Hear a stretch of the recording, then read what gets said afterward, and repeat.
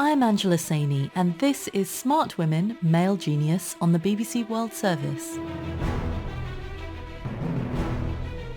So when you think about who is brilliant, the images are often of a male white scientist in a lab coat doing really complicated things. If women are denied the label of genius as often as men are, it's not because the world is easier for us, it's because the world is harder for us. How are we going to listen and pay attention to women genius if we just disparage them? It's been hallmarked and benchmarked by male features, and it's toxic.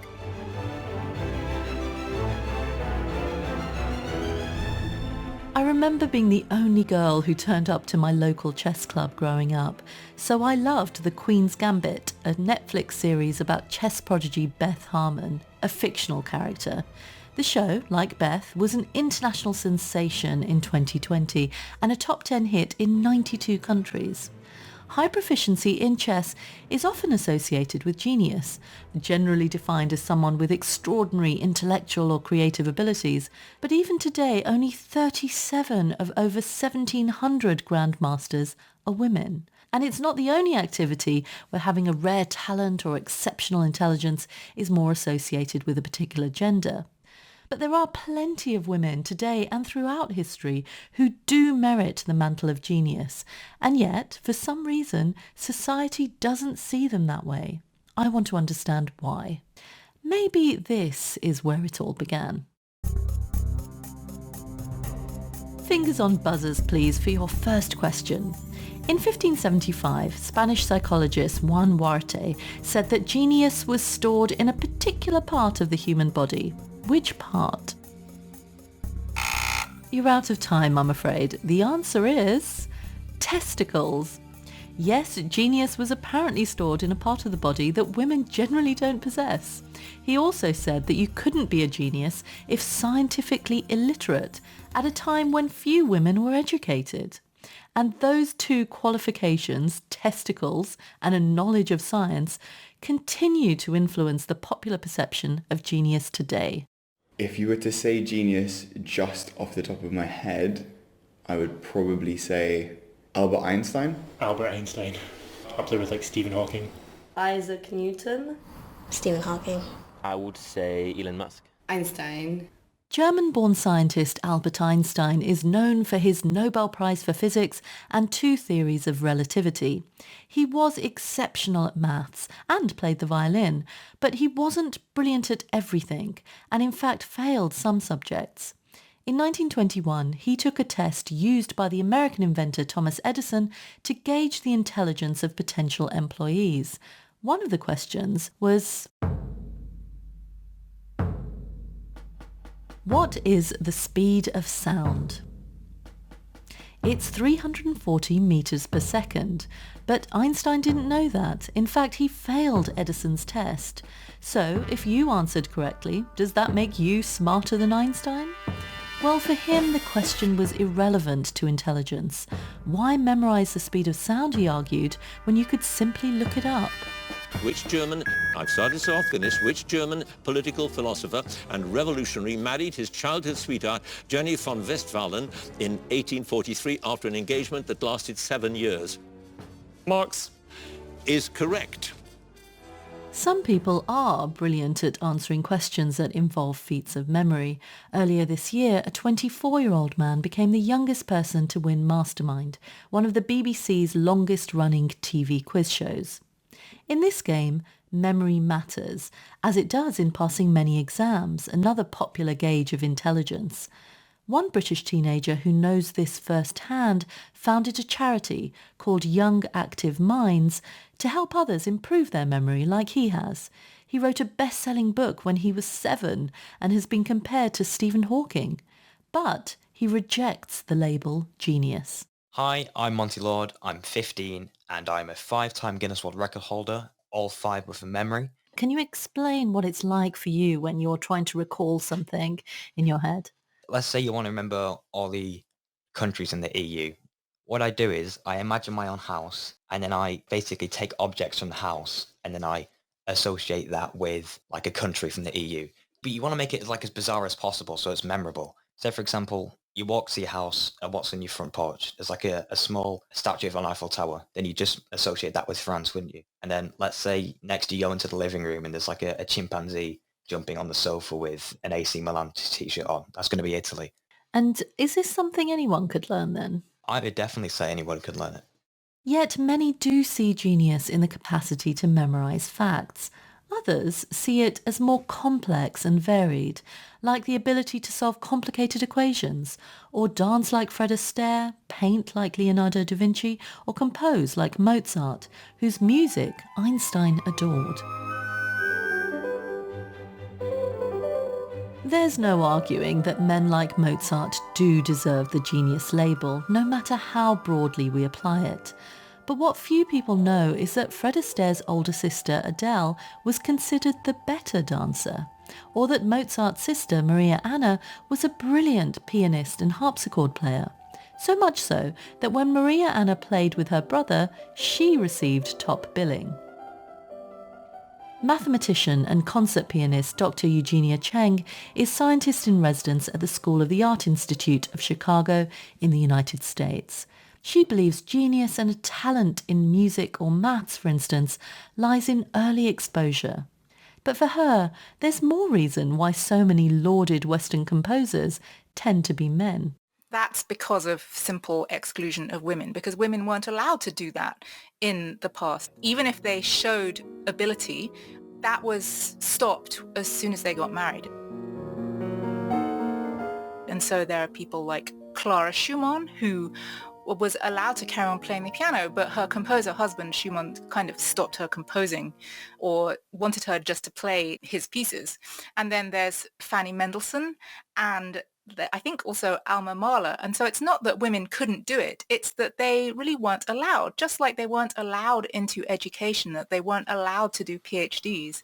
What's interesting about the women you've named is that they're related to or married to or the sisters of or the daughters of very accomplished men. And that's not a coincidence, is it? Because so many of the women in history who we think of as exceptional were given that opportunity by their proximity to exceptional men.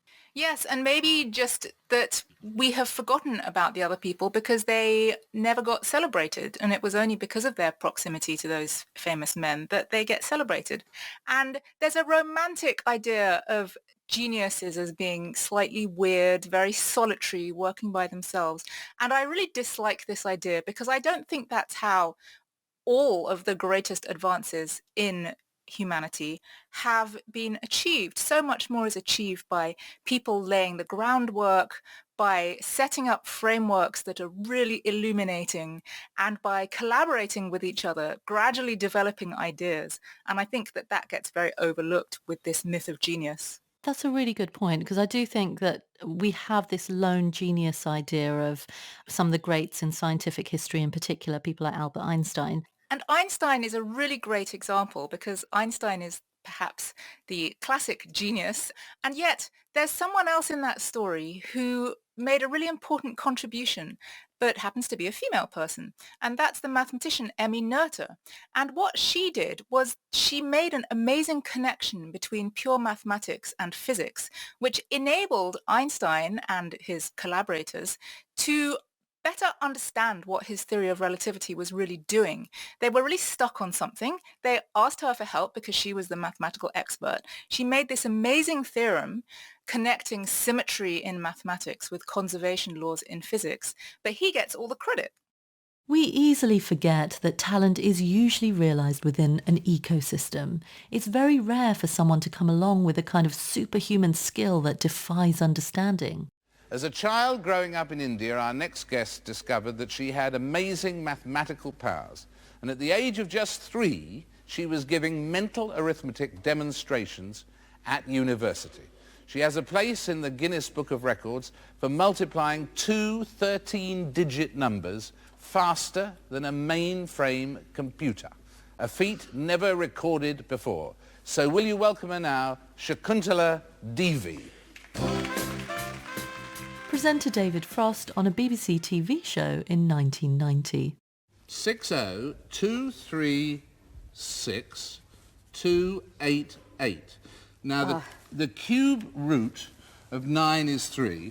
What is the cube root of that number? 60236,288. Oh, the cube root of this number is 392. Is it correct? Correct. Thank you. Thank you very much. Shakuntala Devi was fated for her mathematical feats, but also her entertaining banter. Her natural talent was seen as exceptional, but one-dimensional, and there was a reluctance by many to describe her as a mathematical genius. Could this be because she was a woman? It's hard to say. But what is interesting is how we can't help but see people's natural abilities differently depending on their gender. Take autism. Scientists have drawn links between what many of us think of as genius and a high-functioning form of autism known as Asperger's. Dr. Camilla Pang is a scientist who wrote the award-winning book Understanding Humans. She was diagnosed with autism spectrum disorder aged 8. Statistics show that 3 times more men are diagnosed with autism in the UK than women are, and 4 times as many men are diagnosed with Asperger's. Dr. Pang believes this is partly because diagnosis is affected by gendered stereotypes.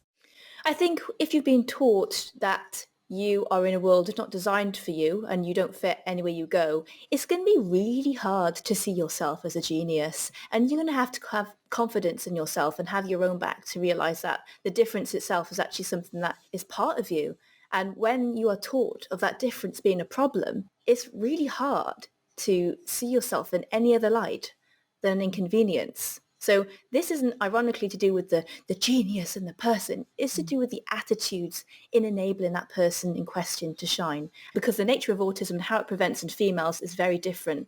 So if we don't fit into the autism box, which is benchmarked by males, then where do we fit? This is what cultural stereotypes do. They try and categorize you, and if you don't fit into the categories and you feel uncomfortable and you don't know what your place is, and it does feel as though many societies, we have a place for the brilliant and unusual male mind or the unusual man, but we don't seem to have a place for the brilliant, unusual woman. Yeah. Oh, yeah. Literally, you said it perfectly. That's exactly the case, because if you're a brilliant and unusual woman, then you're crazy. Oh, she's crazy. You know what she's like. Oh, yeah, women. Oh. But actually, how are we going to listen and pay attention to women genius if we just disparage them to be crazy? It's a very easy label to give a woman. And that's because naturally we're all different. And when something doesn't fit, we just call it crazy. It's been hallmarked and benchmarked by male features, and it's toxic. General knowledge question now. Which Australian feminist wrote the books Fight Like a Girl and Boys Will Be Boys? The answer is Clementine Ford, and she's also interested in why women are treated differently to men when it comes to genius.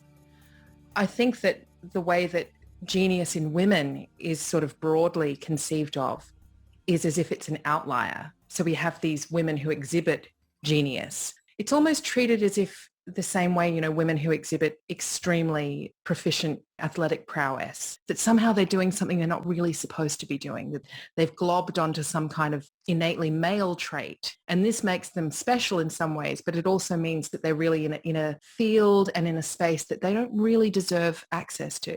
Another thing here that I've sometimes noticed is that when women are very brilliant at what they do, it's often attributed to hard work. I think of it in my head through Harry Potter metaphors, which I shouldn't really, but the way that Hermione Granger is the hard-working one, and that's what makes her special, whereas Harry Potter himself was born just brilliant, and whatever happens, he will always be brilliant. This sort of trudging diligence of women, that if you just sit down and work hard, and yet at the same time, women who achieve brilliance, they do it against the odds of having space in which to flourish, and yet that is never treated like an exceptional ability to be able to do those things.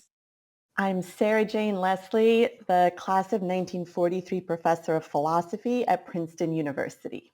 In 2016, a study showed that many people found it difficult to associate the word woman with the word genius. Researchers have observed this reluctance to assign natural talent to half the population, among them Professor Leslie, who was part of several experiments with André Simpian and Lynn Bian, examining exactly when young children start to view intelligence differently. Looking at girls and boys of ages between 5 and 7, we found that at age 5, boys and girls were equally likely to think that someone of their own gender could be really, really smart. And that continues for boys as they age up to 6 and 7 years of age and beyond. But for little girls, we saw a marked change. 6-year-old girls were significantly less likely than 5-year-old girls and then 6-year-old boys to think that a member of their own gender could be really, really smart. And furthermore, when we asked those little girls and those little boys if they wanted to play a game that was only for really, really smart kids, we found that by the age of 6, girls were significantly less interested and less willing to play such a game than boys. I mean, it's remarkably insidious, isn't it, that those kind of stereotypes at such a young age can become woven into the way a young child thinks about herself. Absolutely. I mean, just picture a 6-year-old, right? That's really young. Already at that age, they've not only internalized these stereotypes, but these are going to shape the kinds of educational choices that they make going forward. These stereotypes don't reflect reality. The average intelligence of men and women is the same. In many countries, girls outperform boys at school. So where are these ideas coming from? Christia Spears-Brown is a professor of psychology at Kentucky University who thinks it's clear what's feeding our gender stereotypes. It seems to be the cultural kind of prototypes of who is shown as geniuses, right? So when you think about who is brilliant, the images are often of a male white scientist in a lab coat doing really complicated things. So, the kind of Albert Einstein is the prototype that many kids hold in their heads. And so they extrapolate from, if that's who's a genius, then boys must also be the ones that are going to be geniuses, even though girls are really smart. So what happens if we remove gender from the equation?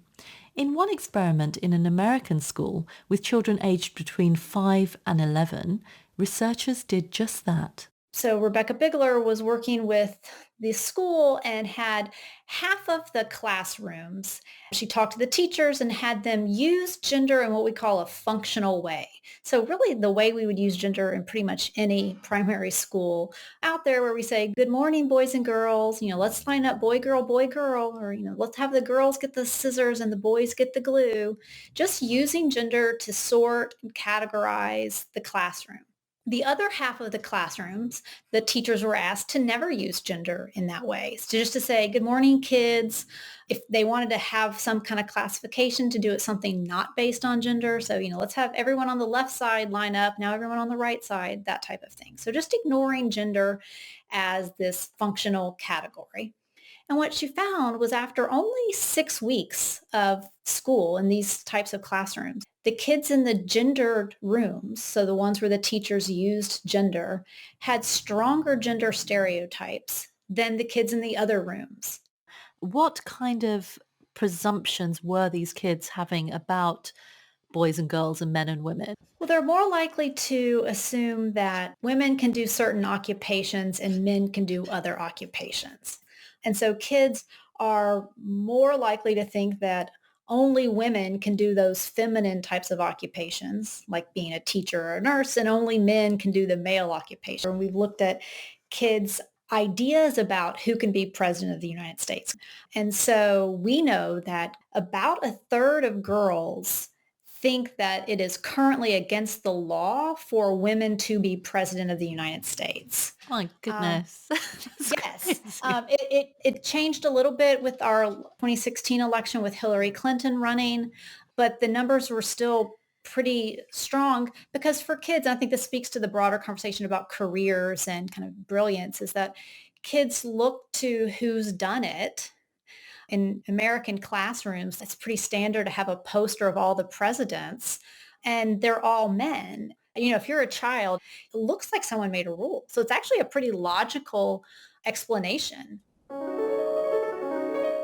Unfortunately, it is still the case that we live in a world in which gender is constantly being used to categorize. Dr. Eugenia Cheng also challenged this in her book X plus Y, a mathematician's manifesto for rethinking gender. As well as being a mathematician, Cheng is also a concert pianist. She herself has been labelled a genius. So does she also think that getting rid of labels might help us reframe the complex notion of genius? I believe yes.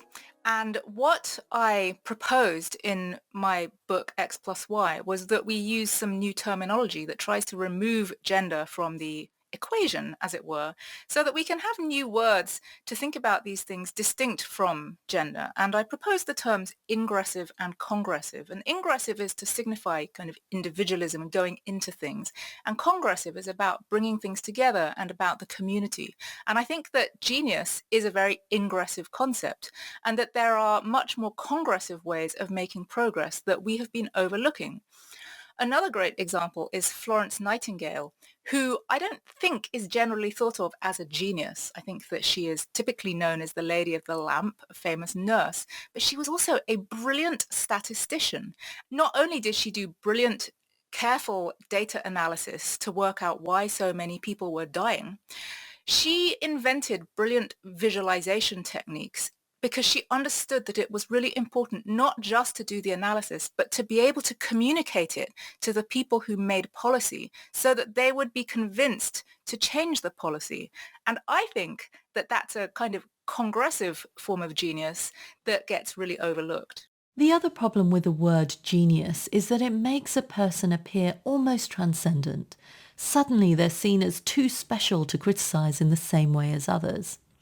Now, if men, as we've heard, are more often labelled this way because of the sexist ways in which we think about natural brilliance, then according to Clementine Ford, this quickly becomes a toxic avenue for getting away with bad behaviour, entrenching the problems of sexism even further. I think that the way that genius is framed in men makes it impossible for women to be described in the same way, because so much of what is kind of characterized as male genius is also tied up in really stereotypical male traits of dominance. The eccentric genius, the lady killer genius, Picasso's the artistic genius that had numerous affairs and was a womanizer, et cetera, with very little mention really of the kind of predatory nature of those relationships. And we can use the excuse of their perceived genius to be able to let them get away with it. One of the things that I think people don't think enough about is what is lost by the success of these men. If Picasso was predatory towards 17-year-old girls, which we know that he was, what is lost from the trauma that women experience at the hands of men who think that they can do whatever they want? Which woman is not creating art, is not writing books, is not sculpting, is not becoming a political leader because of trauma that they may have suffered along the way, or even just people not supporting her in the same way that men are supported to constantly exercise their genius? If women are denied the label of genius as often as men are, it's not because the world is easier for us, it's because the world is harder for us.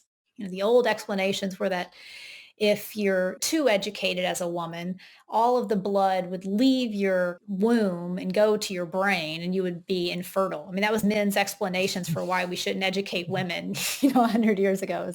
So there are deep, long-standing reasons for kind of keeping women out of the highest levels of thinking. And they still manage to be brilliant despite that. Despite the stereotypes and the historic barriers, girls and women today in many societies are being given more space to shine, to see their abilities nurtured. Maria Lord Lancaster discovered her daughter Lillian's talents at an early age. She could read from the age of 2 and she could count in thousands, she could do division, multiplication. She was doing algebra at nursery. Then she started primary school and we said to her teacher, we think she might be advanced. And they were a little bit sceptical, but then within the first 6 weeks, they said, we want to know how we can help her better. is there any way you can have her assessed by anyone? And that's what we did. And we're all astounded by her IQ being quite as high as it was. I am Lillian and I am 8. I was 5 when I joined Mensa and my IQ is 158. Lillian was just 4 when she took the test for the High IQ Society, Mensa. I asked her how she applies her mind to solving a typical maths problem. I look at the calculation and see how hard it really is, because it might look hard even though it's not. And then I see if there's any shortcut. And then after that, I think, let's work that out. And then I do what you would normally do on paper, just in my head. And how does it feel for you when other people say that you're a genius or that you're very clever? It makes me feel quite happy because I like that people are proud of me and stuff. If someone were to ask you, who do you think is a genius, who would you name? Me. I think your answer was the best answer we've had, and I want you to remember that you can be anyone and be a genius. I'm Angela Saini, and this has been Smart Women, Male Genius. It was produced by Sue Nelson and is a Boffin Media production for BBC World Service.